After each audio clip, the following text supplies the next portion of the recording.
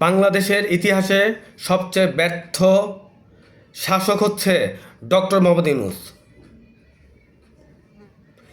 Doctor Mohammad Yunus বাংলাদেশের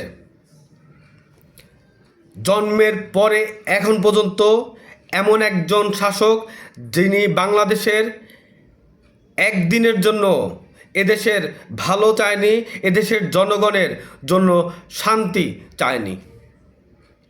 তিনি এমন একজন শাসক যিনি ক্ষমতার আসার পরে এখন পর্যন্ত বাংলাদেশের একদিনের জন্য দেশের জনগণ শান্তিতে একটি দিন পার করতে পারেনি, একটি রাত পার করতে পারেনি।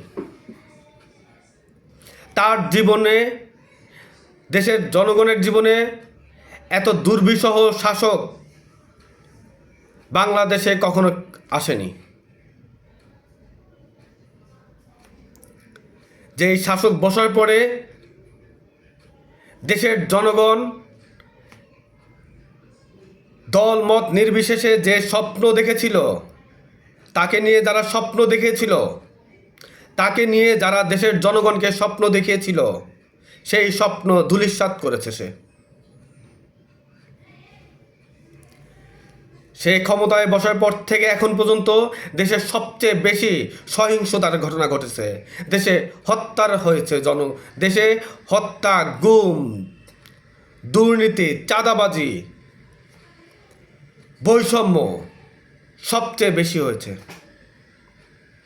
দেশের সবচেয়ে বেশি আইন শৃঙ্খলার অবনতি এই সময় তার সময় হয়েছে। দেশের দৈনিক যে মানুষগুলোকে ধর্ষণ, যারা দেশে যেই এত বছর স্বাধীনতার পর থেকে যারা ধর্ষিত হয়েছে,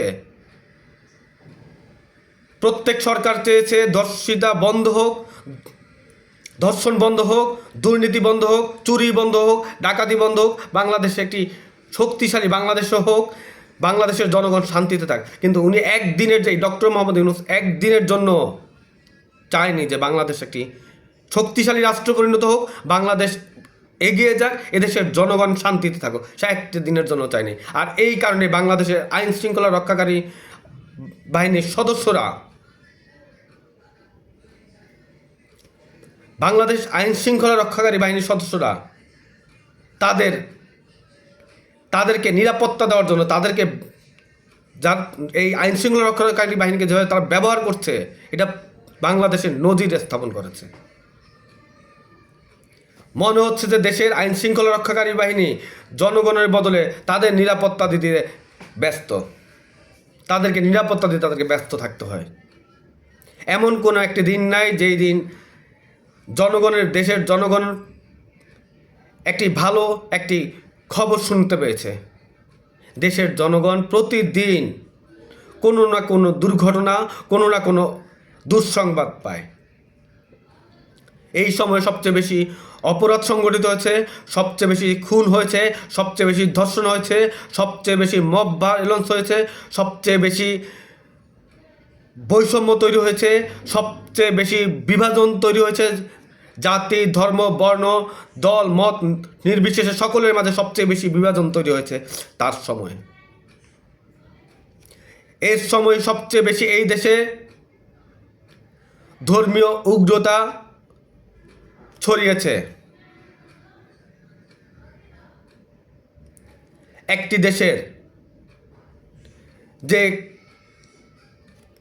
ক্ষমতায় বসে, যে জনগণের অভিভাবক, দেশকে এগিয়ে নিয়ে যাওয়ার যে নেতৃত্ব দেয়, এটা তার জন্য সেই ব্যক্তি যে এতটা হিংসা এবং বিদ্বেষ তার মনকে ক্লোশিত করেছে, সে কিভাবে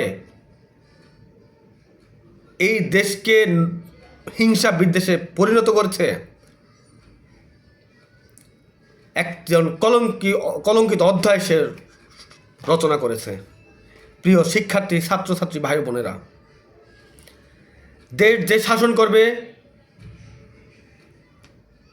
সে যেই হোক না কেন, দেশের জনগণ তার সন্তান, সে দেশের অভিভাবক, সে দেশের নেতৃত্ব দিবে। কিন্তু আমরা দুর্ভাগ্যবশত দেখতে পেয়েছি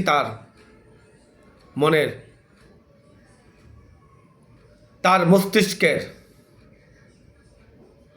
বিকৃত রূপ। প্রিয় দেশবাসী, এটা শুধু আমার কথা নয়, এটা দেশের সকল জনগণ, সকল নাগরিকের কথা।